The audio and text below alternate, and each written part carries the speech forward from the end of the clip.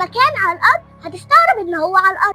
جزيرة لو اختفت هيختفي وراها أسرار عمرها ملايين السنين. ازيكم يا أصحابي؟ أهلا بيكم في عالم ريماس.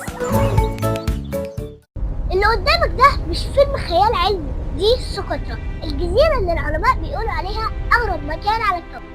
أكتر من 30% من النباتات والحيوانات هنا مش موجودين في أي مكان تاني، يعني لو اختفوا من هنا اختفوا للأبد. أشهرهم شجرة دم التنين، شكلها كأنها مظلة مقلوبة، ولو جرحتها بتنزل زي الأحمر زي الدم. المكان ده كنز علمي حي، علماء من كل العالم بييجوا يدرسوا أسرار التطور فيه لأنه شبه مختبر طبيعي معزول من ملايين السنين. بس الغريب بجد إن العطلة دي خلت الجزيرة كأنها نسخة بديلة من الأرض. في نظريات بتقول إن البيئة دي ممكن تشبه كواكب تانية في المستقبل، ورغم كده المكان مهدد. تغير المناخ بلس تدخل الإنسان ممكن يمسح كل ده في لحظة. يا عم الإنسان سيب الدنيا في حالها بقى، عاوزين نفرح وننبسط. تخيل مكان كده يختفي من غير ما أغلب الناس تعرف إنه كان موجود أصلا. قبل ما الفيديو يخلص دوس لايك وشير لجينيوس والمتابعة عشان توصلك كل الحاجات اللي بنحبها من أول ما بتعمل لحد تصلي على النبي.